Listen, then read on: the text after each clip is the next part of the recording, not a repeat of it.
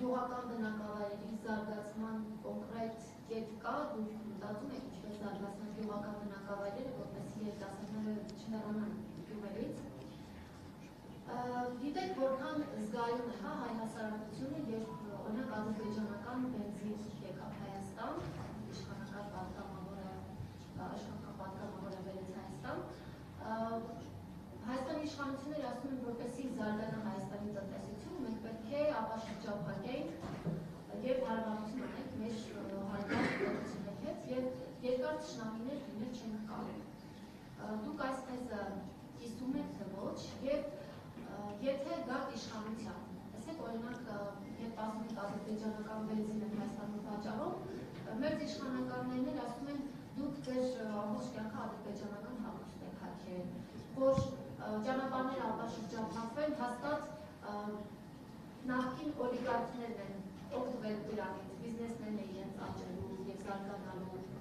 Դուք այս մոտեցման հետ ինչ կարծիք ունեք, ինքներդ ինչպես եք կարծում, պետք է դադարի այդ ադրբեջանական բենզինի հոսքը Հայաստան, պետք է թուրքական ապրանքները դուրս գան Հայաստանից տնտեսական առումով ինչպես եք պատկերացնում,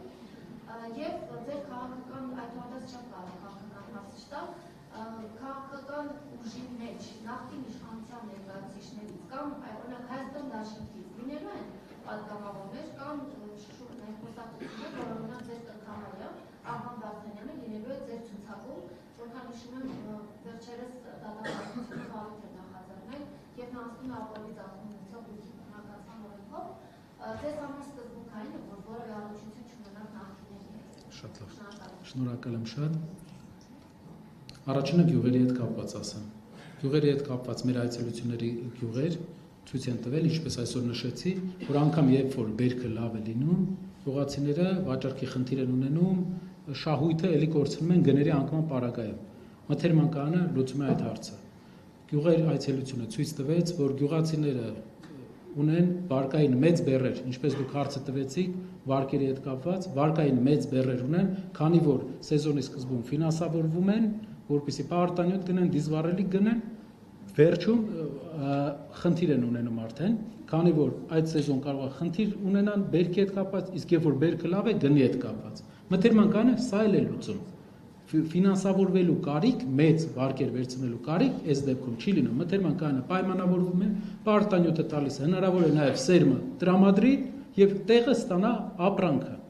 տեղը ստանա մթերքը։ Սա շեշտակի, ես հավատացած եմ բոլոր մասնագետների հետ աշխատելով, շեշտակի փոխելու է մեր գյուղերում իրավիճակը։ Գյուղացին պետք է մտածի մենակ որակյալ բերք ստանալու մասին։ Վաճառքը ձեր մտածելունը չէ։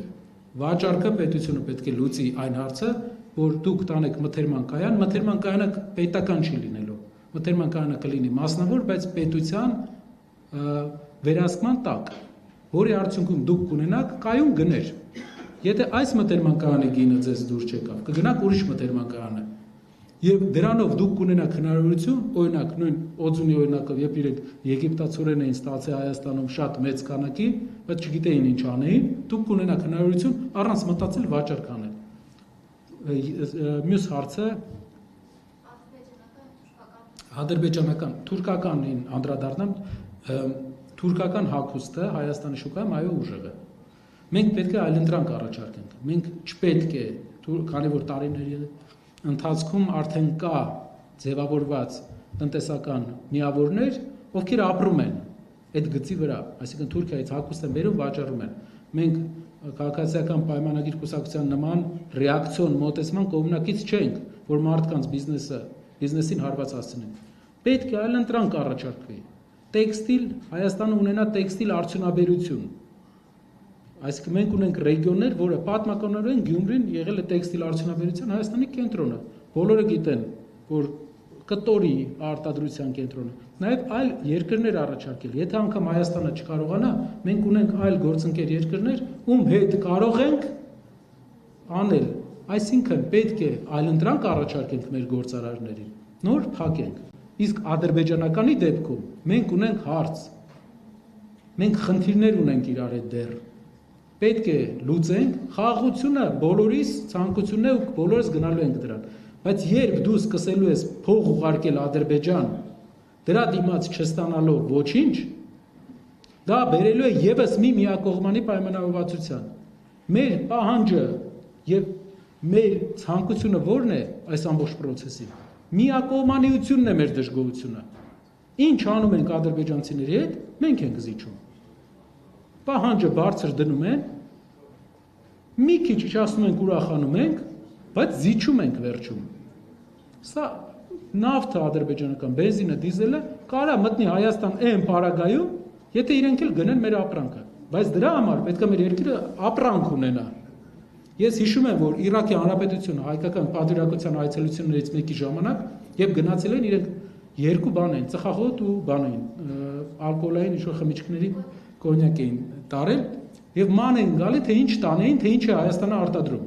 Որտե բան չեն կարող մոլիբդենի հողը վերցնենք տանեինք։ Պղինձել չենք արտադրում։ Մի բան գոնե արտադրենք։ Այսօր պարոն Կարոյանը ասեց, Փաշինյանի կառավարության ժամանակ 10% արդյունաբերությունը ընկել է։ 9% է մեր հնայի մեջ արդյունաբերությունը։ Գործ պետք է անենք, որ այսինքն իսկ արդյունաբերությունը ամենաշատ նոր աշխատատեղեր ստեղծող ոլորտն է։ Ամեն $1, որ արդյունաբերությունում է, եւս $1-2 տալիս է ուրիշ ոլորտներին։ Սա է մեր տեսլականը, որի ուղղությամբ պետք է գնանք։ Եվ քաղաքական հարցը մեր թիմում լինելու են մարդիկ, ովքեր աշխատել են բոլոր կառավարությունների հետ, մենք ունենք մարդ, ով աշխատել է այս կառավարության հետ, մենք ունենք մարդ, ով աշխատել է այլ կառավարությունների հետ, կարևոր նախապայմանը մաքուր ձեռքեր եւ պրոֆեսիոնալիզմ։ Մենք 50 միլիոն չենք, որ ընտրենք, թե չունենք այդ մեծ ընտրությունը, մեր հասարակությունը, որ իրար մոռանանք այն մարդիկ, ովքեր ունեն մաքուր ձեռքեր ունեցել են եւ պրոֆեսիոնալ են, տեղ ունեն մեր կարծիքով, իհարկե ուրիշ տեղեր էլ կարող են լինել մաքուր ձեռքերով եւ պրոֆեսիոնալ մարդիկ։ Այո, ինչ վերաբերվում է այն գործիչների, ովքեր երկարաժամկետ աշխատում են այլ քաղաքական մաս են կազմում այլ քաղաքական, քիչ է հավանական, ավելի շատ կլինեն գործիչներ, ովքեր մեծ համակիր են եղել, մասնակից են եղել, ուղղակի իրենք էլ կամ ինչ որ этаպում են մասնակից եղել։ Իրանք կլինեն, այո, պրոֆեսիոնալներ կլինեն, բոլոր կուսակցություններից Հայաստանում եղած։ Հնարավոր է, մենք չենք բաժանում, որպեսզի հասկանանք տնտեսագետների մոտեցումը քաղաքական գործիչների մոտեցումից